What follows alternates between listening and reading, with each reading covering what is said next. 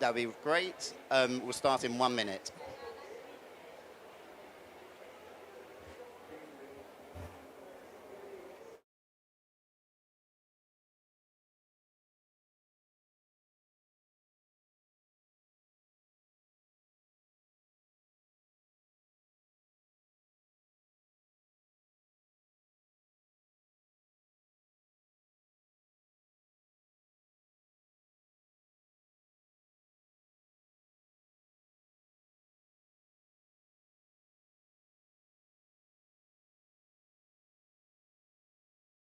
My name is Ben Rhodes. I'm the head of the Secretariat at the International Climate Council Network.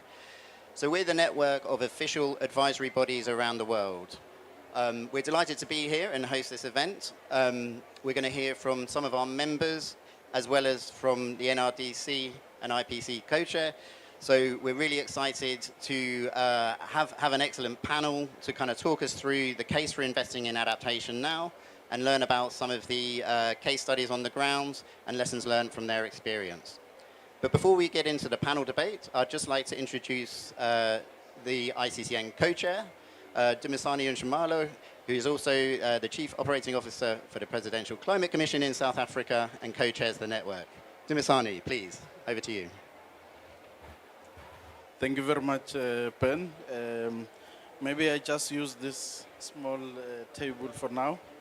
Thank you very much, everyone, for joining us on this very important and quite topical event for the current COP30. In fact, I just came now from a GCF and Brazil convened event that's looking to announce at least 17 countries that are, intending to set up country platforms that are geared towards investing in adaptation and investing in adaptation now. Brazil has already started with that conversation, so it's really looking good. And really the objectives of this event today is to firstly encourage the councils here with us today to really come behind their governments to start prioritizing investment towards adaptation and investment now, not in the future, not in the near future, but investment now. And what we are looking at also is to showcase, some of the work that's come out of the climate councils, but also some of the impact areas that we've managed to sort of surface from the different work areas of the various climate councils. And to also demonstrate largely, the value of collaboration, which is something that has come out very strongly from the work of our networks, public-private partnerships that we've developed through our various work streams in the network, which really gives us the necessary impetus in terms of moving with our work. I mean, I asked that colleagues show just this slide that has a quick glimpse of, amongst others, some of the requirements from an infrastructure development point of view in the near term. So in the next 5 years, we need about 866 billion towards infrastructure development, and that's really the case for South Africa. And what's really propelling us to think that we can achieve that is actually some of the stats that are coming out. I mean, WRI quite recently, showed in their report that with just $1 investment in adaptation, you actually are able to secure returns of $10 per dollar invested in adaptation. I'm trying to work around the mic. It seems to be a little bit strong on the base. And these are really some of the key figures that we want to surface to also prove the bankability of adaptation, which is always the complaint from, in particular, the commercial environment or commercial banks or private funders, to say there's not enough business case, there's not enough proof of concept for funding adaptation. We need to de-risk adaptation, and we thought that these figures will really begin to help us with that de-risking. I mean, 78% of returns from the health sector alone, which not only provides us with medicine and all of that, but instead it protects lives from heat stress. It also helps us with some of the infectious diseases, and I'm sure some of you we're also quite reminded of some of the diseases that some countries have long forgotten about as part of your trip coming here to Pelham. So your yellow fever vaccine, which covers a whole range of those diseases. So that's exactly what we are talking about here. You look at some of the other statistics on preservation of cultural heritage, which is really the core of what we've seen on the streets of Brazil this morning. Indigenous communities putting the call out there for the preservation of cultural systems. And that's really what we are talking about today. And just that alone, it adds annually across the economy, at least 4.6 billion of investment, just the cultural restorative work from the adaptation sector. So with these few, percentages, numbers, figures, we thought that we could kick off a very vibrant conversation with you all today to basically understand even better how we've done it in various jurisdictions, proving the concept of investing in adaptation now. Thank you very much, Ben, and good luck with the panel. Yeah. Thank you very much, Dumisani. Yeah, he's absolutely right. We want to see investment in adaptation now. We've got some facts and figures here. In the report, there's lots of case studies from around the world, from Guatemala, from Greece, from Sweden. So please do have a read on how our councils are advising their governments to make a difference on adaptation. We're delighted to welcome on the panel today Adele Thomas, Senior Director of the National Resources Defence Centre, and we've got Svenja Szyminski, who's from the UK Climate Change Committee and is a member of both the Adaptation and Mitigation committees. We'll hopefully shortly have Matt Keane as well, who's chair of the Climate Change Authority, who's just running a little late. But we'll get started. I'm going to do a mic swap. That seems a little bit better. Good. Okay, thank you both for joining us. And Svenja, as a kind of the UK Climate Change Committee, as a member of the ICCM, I want to turn to you first and just really understand, how do you advise government on adaptation? And if there's any differences on how you advise on adaptation compared to the mitigation advice you provide government. Okay. It should just work. Okay. Yes, that's working. It's working. Right. This is the crop circus. I can't even hear myself anymore, so there you go. Anyway, thank you so much, and well done to ICCN for this important publication. So, yeah, I'm Professor Svenja Szyminski. I sit on both the Mitigation Adaptation Committee with a clear focus on actually integrating adaptation and mitigation. And I think this is actually very fitting because it connects also to this idea of, the co-benefits and the urgency of actually integrating adaptation into our other policies, including mitigation. So I'll come to that in a minute. So I come from the UK, and I think it's important when in the UK we're talking about heat and overheating and drought, that sends, I guess, a message that something is really going wrong with the climate. So at the CCC, we have currently a lot of important work on adaptation. So we're currently producing the 4th climate change risk assessment. So this is a statutory duty, so every 5 years a new assessment, and it will be published next year. We're also, alongside of that, will publish a report called the Well-Adapted UK, which actually sets out a vision, because I think this is one of the key points. It's all very nice talking about adaptation, but what does that actually mean in terms of what a country is aiming for? We have on the mitigation side, we have net zero. We have carbon budgets. On the adaptation side, this is much harder. So this is a task that we set ourselves because, and this is the third point, the reason is we are not a well-adapted UK. We are not even well-adapted to today's climate. So earlier this year, we published our progress report. It's something we do also regularly, where we kind of check on government's homework.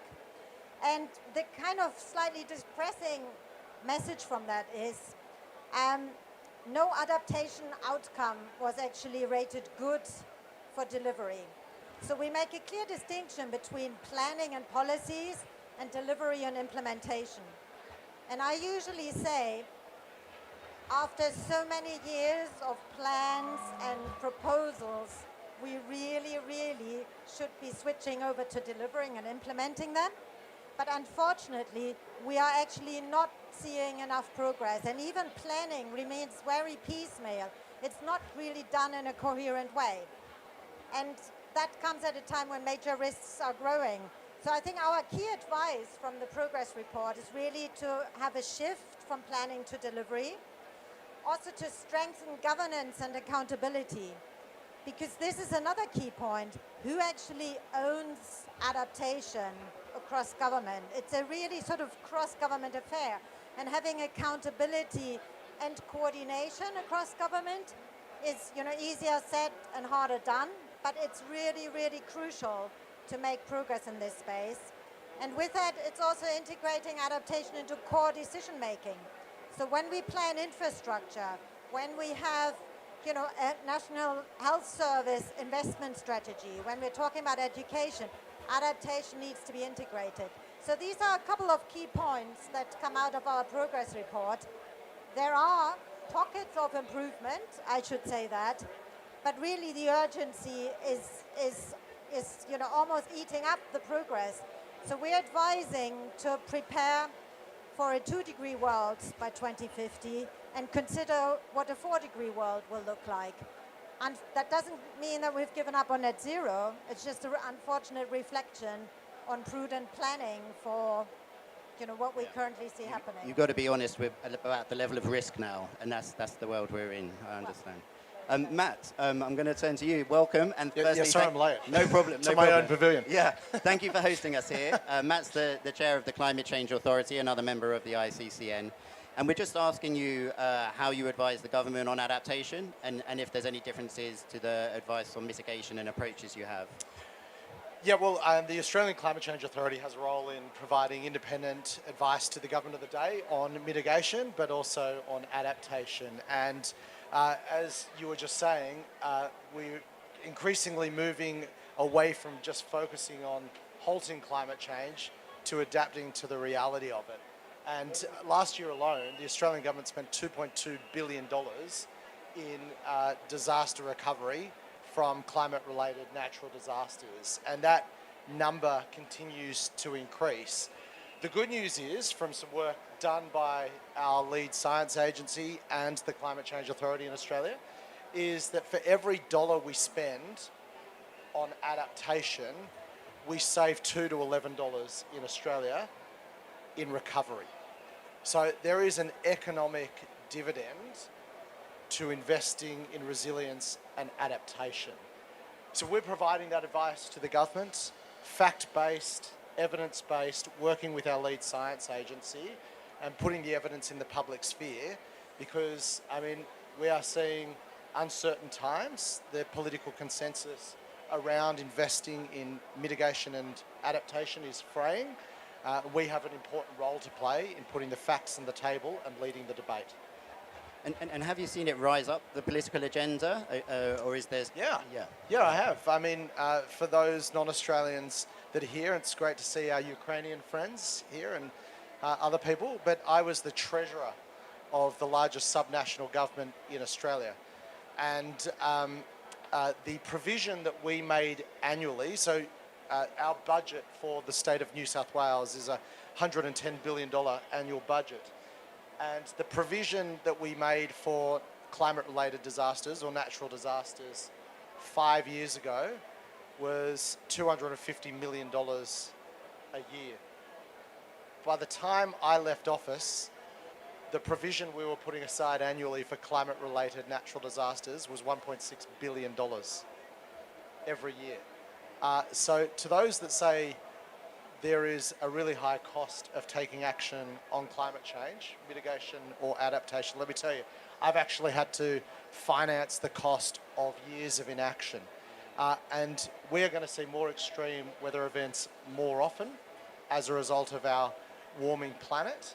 And there is a real cost to this. And just to finish on that, I was the treasurer of New South Wales that had to fund the state's most expensive natural disaster, and that was the Lismore floods Lismore is a place in northern New South Wales, and they had a 1 in 100 year flood event 5 years after they had the last 1 in 100 year flood event. And it cost nearly $1 billion to rebuild the infrastructure that was damaged. And that event followed the most expensive fires that we've ever had in Australia, the Black Summer bushfires. You would have seen it on your TVs with koalas being burned, lives and livelihoods being lost. And that followed the deepest and most expensive drought event that Australia has ever seen. So, to the deniers out there that say there is a cost of taking action on climate change, let me say, I've actually had to foot the bill for that inaction, and it is hugely more expensive than mitigation and adaptation. Thank you, Matt. Adele, I'd like to turn to you now. And we know you've done a lot of work with small island developing states, and obviously finance is a huge issue, I guess, for the adaptation resilience measures for those nations right on the front line, very low level, kind of from the sea. We're delighted to welcome Vanuatu's National Advisory Board, who have just joined this week to our network, which is really exciting, along with Brazil's Scientific Chamber. But we were keen to learn from you, really. What are your greatest learnings from working and supporting small island states and making the case for investing in adaptation now? Yeah, thanks for the question. So working in small island developing states has really opened my eyes to the fact that the system that we have to help developing countries with adaptation is failing. We talk about finance for adaptation, and we talk about how many millions of dollars currently goes to adaptation. A lot of that is going towards planning. So you'll see that many small island developing states have some type of national adaptation plan or sectoral plan, but where is the money for implementation? It's not there. A lot of the money that goes towards planning goes to consultants that come from foreign countries, and so the capacity within the country is not being increased. And so we have a system where we come to the COP and we talk about how important adaptation is, and we talk about the need for adaptation finance. But the reality on the ground is that it's not meeting and it's not reaching the people that are being most affected. And it's really alarming to come to COP. This is my 10th COP, and to still be talking about the need for adaptation finance while we are seeing communities that are being decimated. And it was very interesting to hear about the experiences in the UK, also stuck in the planning and not the implementation and delivery. And as a former colony, particularly in the Caribbean, it's sad to hear that if the UK cannot do it, but we are expected to do it with very limited resources. So it's just, the reality on the ground is that it's not working and we need to change. And so if we talk about investment and private investment and all of this, we need to do something else because the current system is messed up. The other thing that I just really wanted to highlight is that we have to start thinking about adaptation and loss and damage, and it cannot just only be adaptation. We are repeatedly affected by hurricanes, by other extreme events. Even, right in the lead up to this, we had Hurricane Melissa that came through and decimated Jamaica. People left their families that were, still in disrepair to come to this COP to talk about adaptation and loss and damage. So these are real realities affecting people on the ground, and we really need to step it up and to provide the actual support that's needed for islands and other developing countries to be able to adapt and to respond to loss and damage that is currently pervasive. No, thank you, Adele. It's very sobering, and thank you for your input. And we're hoping that Vanuatu as well can kind of be a kind of proactive voice in our network to share those with us and share the advice, so we as a network can have a bit more of a voice on this when we come here. Thank you. Svenja, I wanted to ask you on the main recommendations from the CCC's third progress report to Parliament on adaptation, which was published earlier this year, and if there's some kind of key recommendations that you wanted to talk us through. Yeah, and before I do that, just kind of reflecting from what we heard, I think it's really important that we understand that there is evidence-based advice that governments can take into account when making decisions. And that's kind of the benefit that I think we climate change committees or councils can bring to this. And, we, in the UK, I think it's really, it sort of has has become a real asset, that there is sort of the independent, evidence-based advice. And yes, that requires a lot of investment in assessing the risk and looking at options, but it sort of takes it out of the political sphere. And I think that is a really important element. And we see this, increasingly in other countries being replicated. And I think that is actually a really good message. So I think this is where the ICCN work is really, really important. So I mentioned earlier that our adaptation progress report that we published earlier this year sort of looks at two aspects. So we assess adaptation progress in terms of policies and plans, and in terms of delivery and implementation. And we have a very nicely sort of color-coded way of demonstrating that ideally we would like to see progress kind of represented by the color green. I would love to show it to you because it's very obvious when you look at it that the green spots that signify progress are actually very small and very tiny. And the sort of, kind of work in progress or indeed good progress is really, really limited. And that is basically in a nutshell. I mean, we continue producing very detailed recommendations, and we continue to provide insights on what needs to be done. But if you then 2 years later come back and look at this and have to say, it hasn't really shifted the dial, that's really the key message, is kind of the frustration that comes from that. And hence our big focus on how government and governance structures need to be adjusted. Because I think the evidence, the data, the understanding is there. The costings are now sort of coming through. And what's really sort of, I think, important is that this is becoming embedded in government policy and decisions. So if you plan infrastructure, if you plan net zero investments around, low carbon energy, if you do that without adaptation integrated, that should really be a given, but unfortunately that isn't.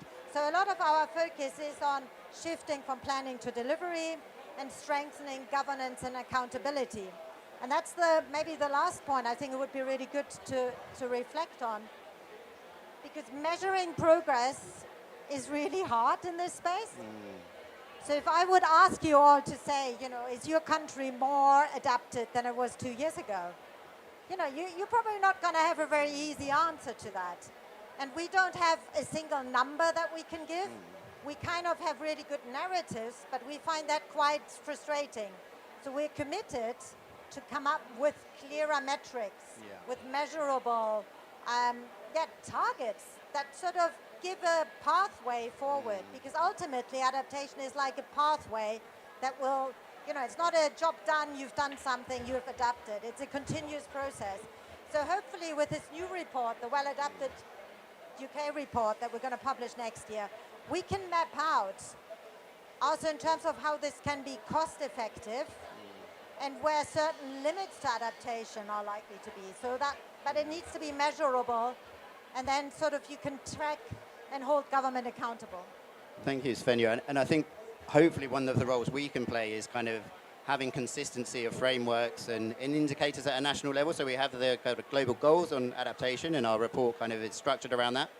But that's not translated into national and sub-national targets. There are obviously local level kind of, flood defenses and things, but there's that gap, it's my understanding, and that we need to work together for consistent ways. And hopefully that can help mobilize investment into the sector. Yeah, I mean, the mobilizing investment point, I haven't even mentioned that, and I'm happy to come to that in a minute, because there is one big challenge with adaptation, and I've worked a long, long time on co-benefits, and there are really, really good examples of adaptation creating co-benefits, but it's a really hard way to monetize that. So, we will have to rely on public funding for a lot of adaptation. Yeah. There are bits and pieces that can be taken over by the private sector, and I work very hard to increase that bit. But we will, whether we like it or not, there will be investments that need to come from the public sector. maybe I could turn to either Adele or Matt on that point, and perhaps Matt first. I guess your experience in Australia and whether you've ensured or kind of getting investment into the adaptation sector. Is there any kind of recommendations or things that councils can do to kind of help drive that investment? Realizing kind of often adaptation measures are less, it's less easy to get a return on investment for the private sector, but are there models that we can think about? I think two observations. We need to make sure that investors are able to have a line of sight over climate risks, and that means frameworks around corporate disclosures and things like that. They need to be able to have the information they need to make decisions. And by the same token, we need to have the right market signals to treat adaptation as business as usual. So that means embedding adaptation into national finance, taxonomies, and corporate disclosure regimes. So I think climate councils can do a lot of the work that's necessary to build those frameworks to ensure that they are able to be used to manage risk and also to make the correct capital allocations. Thank you. Adele, I don't know if I've got a different question for you, but I don't know if you wanted to come in on the kind of mobilizing private finance and any views on specific kind of vehicles or ways to do that. Yeah, I think the whole discussion on private sector being involved in adaptation is really context specific. So for example, in my home country of the Bahamas, we have a lot of small and medium-sized enterprises that are Bahamian owned, and the amount of investment that we can expect from them in adaptation will be very minimal. The larger private sector that we have in the Bahamas are all foreign owned. And so as they see risks increasing, then they don't have any real incentive to stay, and so they leave. And so we've seen this subsequently, like you have a big hurricane or subsequent hurricanes that come in, and the big private hotel owners or resort owners will leave because they don't see that they're getting the return on their investment. So I think when we talk about what the private sector can do, we have to be very cognizant of the context and realize that in some and many smaller economies, that's not going to be an option. Just briefly on this point, I mean, you're starting with data and making data available. And I think that is one of our recommendations as well. We really have to improve the data, making it accessible. But by data, I mean not just the data on risks, but also the data that is available about how resilience can shift the risk dial. Because I think this has been missing. If you look at frameworks such as TCFD that requires companies to look at their exposure to risk, but there's nothing requiring them to actually disclose what they're doing to address the risk. And I think that's one example where this shift from assessing risk to addressing it is really important and can be driven, I think, by a lot of data, but also by good examples of making, what works in the adaptation sector is really important. Thank you. Adele, I was going to ask, so we know also you've been recently elected Vice Chair for the IPCC's Adaptation Working Group for the 7th Assessment.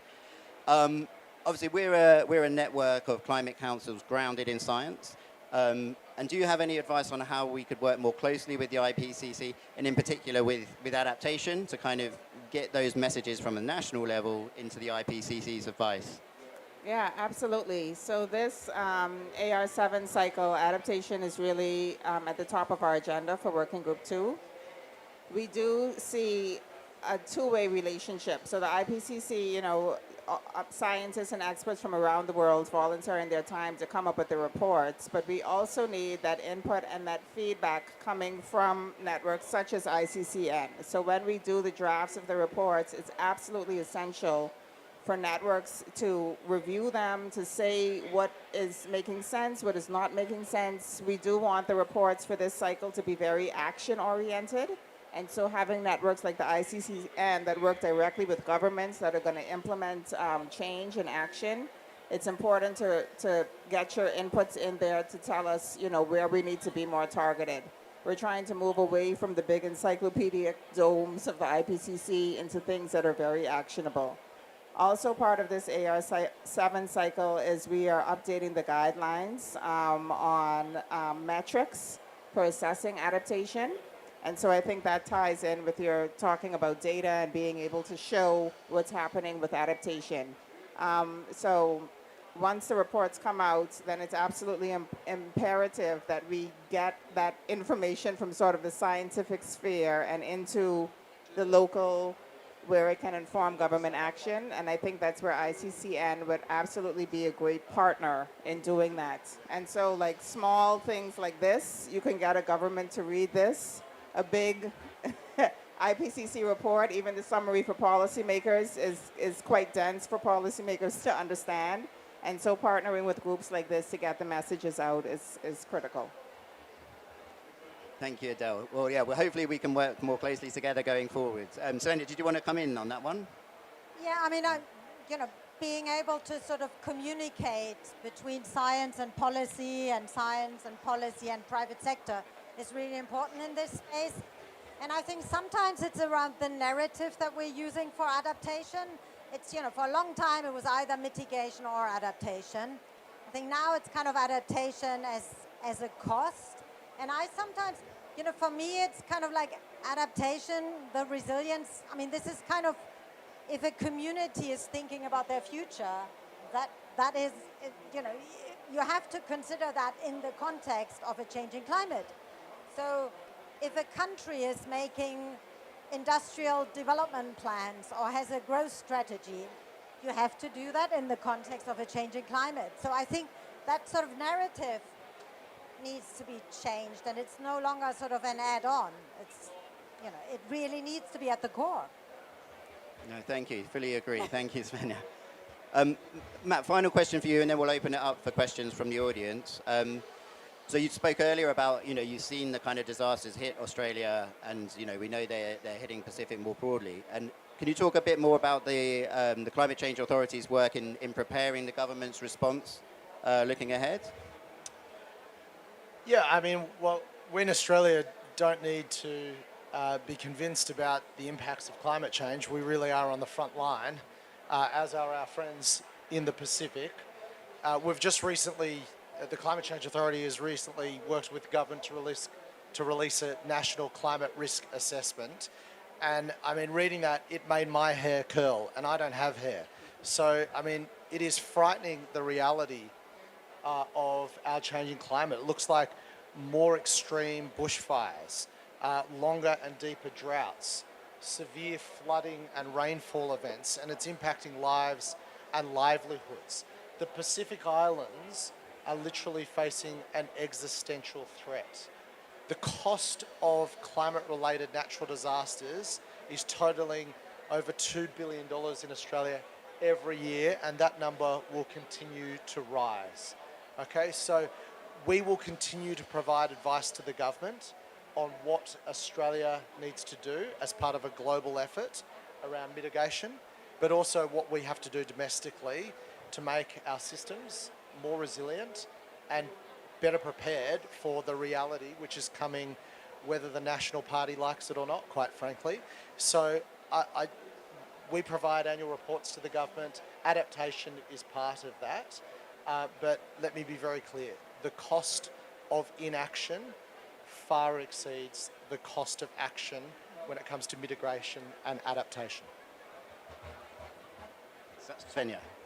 Just briefly, given that we are at COP, I usually start by saying, yes, the UK is facing dramatic impacts, but it's nothing compared to what we see elsewhere. And I think the really important message is that this is an area where we really also need international collaboration. So in our advice, there's also a section on international leadership and international support. And you can argue, I mean, one of the biggest risks for the UK economy comes from climate change risks elsewhere, through supply chains. I mean, we are, a country that depends a lot on what's happening elsewhere. So I think what we really also need to see is that there is collaboration, and there's also significant funding that supports adaptation efforts elsewhere. No, I fully agree, and hopefully we can play our part on that international collaboration. Okay, we've got a few minutes for questions. If anyone would like to ask a panel member, Svenja, I know you need to go in a moment, so I think if anyone, do you need to go right now? Or I have 2 minutes. 2 minutes. If there's a question for Svenja before she goes.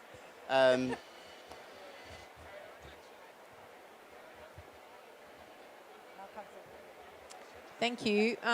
I'm not sure if this is a question for Svenja or the rest of the panel, but my name's Julianne Richardson. I work for Make Big Polluters Pay Australia. I guess I wanted to reflect on some of the exchange that you had around the importance of thinking about adaptation and loss and damage, and the importance of thinking about not just private sector investment, but how we're going to need public sector money to deal with adaptation and loss and damage, particularly in small island states and our neighbours in the Pacific, who are facing a debt crisis because they have to keep borrowing money. There's not enough public money. They have to keep borrowing money. So, you know, you mentioned Matt. I don't know what your title is. Honourable Matt Keane. You mentioned our... Matt is fine. Yeah, okay. You mentioned our the extreme disasters we'd had in Australia quite recently. When Vanuatu in 2023 had 2 Category 5 cyclones in a week, the recovery cost from that was 70% of their GDP. So we're looking at 70. They went on later that year to have another extreme cyclone. So we're looking at costs that could potentially wipe out small countries. The private sector is not coming to the rescue of those countries. We need public sector, we need grants, we need climate finance, and we need governments to think about new ways of getting climate finance. So one of the things, I guess my question, sorry, this is more an intervention than a question, I recognise that. My question is around the idea of where we get that new money from. For instance, could we tax or levy the fossil fuel industry, the industry that is creating the problem we're facing, and generate funds from that industry to help pay for adaptation and help pay for loss and damage? Thank you. Well, I need to go because the person responsible for this in the UK government, who sits in the FCDO office, is waiting for me there. So maybe that's my opt-out question. But in our report, we have an international segment there, although our remit is mostly domestic. But I'll leave it at that. Sorry. Thanks for the question. I think there have been talks for a while on making the fossil fuel industry pay and make polluters pay, which I think they absolutely should, because they have known for quite a long time the impacts that their industry was having on the world. What is a bit alarming to me now is seeing the different make polluters pay campaigns that are happening in different countries, and then it goes towards the needs within their own country. Right? So it's not going to international needs or to developing countries that don't have polluters and you know, they don't have the fossil fuel industry in their own country to sue. So what I would want to see is that we do have like an international combined approach, so that the money that we do get from the fossil fuel industries that are located in these different countries actually goes towards the developing world.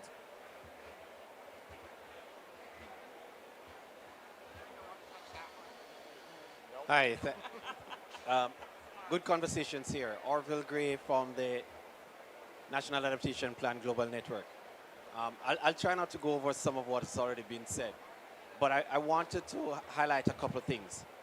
In many developing countries, you talk about the private sector, as already mentioned, it's MSMEs. They make up 70 to 80% of many developing countries. You're talking about your mom and pop shops. How are we going to incentivize them to invest in adaptation? That is a critical question that I think the private sector will have to address. Most of the big private sector, they'll pack up their bags and leave, and there's nothing we can do about it. But at the same time, if they're going to continue earning, they will have to invest in adaptation, otherwise they won't be able to do so. But a big thing behind it is also capacity. Many of these countries, when you look at the teams in country that are supporting on adaptation, it's 2 or 3 persons. So how are we going to get action if you don't have capacity in country to support the work? how are we going to get action if you don't have the ministries of finance talking to the ministries with responsibility for climate change and the priority sectors? I know, for instance, you explained what you have done, Matt, in Australia, and I understand those challenges. But what you've been able to do is not available in the landscape in many developing countries. And I think that's something that we need to talk about more.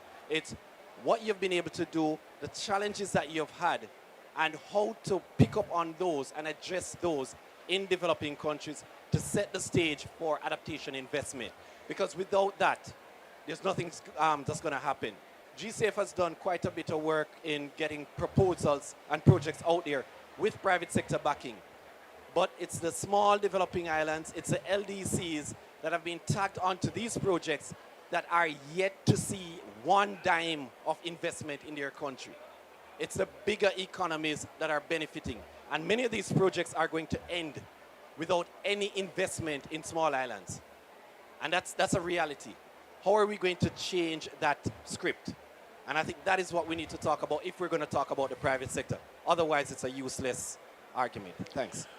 Well, can I just suggest the first thing we should do to change the script is get a Pacific COP. That's the first thing that I'm going to say. And that will put on the agenda exactly what you're talking about, how we're going to protect our small island states, our Pacific neighbours, and ensure that they're able to look forward to the bright future that we should all be looking forward if we get this challenge right. So, you know, we welcome the world coming to see the Pacific who are on the front line and coming up with practical, implementable solutions to this challenge. So hear you loud and clear, and let's start in Adelaide next year. No, thank you for your question. I think, yeah, I would just add, you know, our role as, our mission as the International Climate Council Network is to strengthen climate governance through effective climate councils. You know, we already have Vanuatu joining with their National Advisory Board. We know there's other small island states. We're recruiting an Africa regional role based out of the South Africa Presidential Climate Commission, because we really see that good governance can lead to better decisions, can lead to more finance. And it's perhaps a good time. We have Dumisani and Jamalo from the South Africa PCC here. And I think the country platform work that you're advising on is one way. And, you know, at the moment, it's happening in kind of the big economies. But that's one hope that we can kind of replicate that with those smaller things. It's true, it's a challenge. You know, donor countries, I know more and more are reducing their climate finance. I know it's a huge, huge challenge. But, you know, we want to play our part, and we want to work globally with small and large countries to do that. Dumisani, shall I hand over to you for some closing remarks? I'd just like to say thank you as well. Thank you. Thank you very much, panelists, and thank you very much, Ben, as well, for facilitating the session. I mean, mine is a very short and brief one now, and thank you very much for engaging as the audience. I think you're quite a lively and lively audience. Firstly, you know, I wanted to just underscore a few recommendations that Ben we need to take home to our member councils as part of the work of the Secretariat, that as we had the call from the IPCC, you know, to continue, you know, feeding in action-orientated scientific advice, which is what we do in our various councils. You know, in the PCC, we pride ourselves, or the Presidential Climate Commission of South Africa, in saying, you know, we mobilize the science, we mobilize the evidence as well, and we provide evidence-based advisory to government. So that's really the cue that we are following. And we have, I think, two of my colleagues who are participating in the various report review of the IPCC. And I must say, I mean, we had from our other panelists to really start looking beyond mitigation, but also look at the COP benefits. I would add that we need to look at the COP benefits of both mitigation and adaptation investments, and be able to lift both with a similar level of importance in terms of how we think about them from an investment model. We battle a lot with this, and we've gone as far as, you know, engaging translation services We've gone as far as engaging language practitioners to really get right the question of communication models. So we take that back home, and we try as far as possible within the ICCN as well to bring in a variety of access points from either language point of view, but generally communication models and efforts. So that's something that we need to probably work very hard on. Economic dividends vis-a-vis financing the lack of inaction. There was a very big report on inaction, and I think that's something that we need to really use as a case for making the case around investing in adaptation, doing it with limited resources, especially for the small island states. I think that's something that's really, really at the heart of the conversation of the climate councils, elevating the elements of efficiency. We also have been called to act, I think, as the climate councils to really emphasize, but also get our governments, get our governance systems and structures to provide the enabling levers to enable the action that's required. So be promoting private sector investment, be it maybe changing the fossil fuel subsidies, as we've all been asking our various governments to do. And maybe that's something that we also need to just, stress a little bit more. But a big thanks to Dr. Stefan Flood, or Stephen Flood, as others would call, my fellow co-chair in the adaptation work, or adaptation working group of the network. And a big thank you to Tessa Vincent, who was really our foot soldier in this working group. Thanks to you, Izzy and Ben, for also pulling this off on behalf of the network. And thank you very much, ladies and gentlemen. Good afternoon.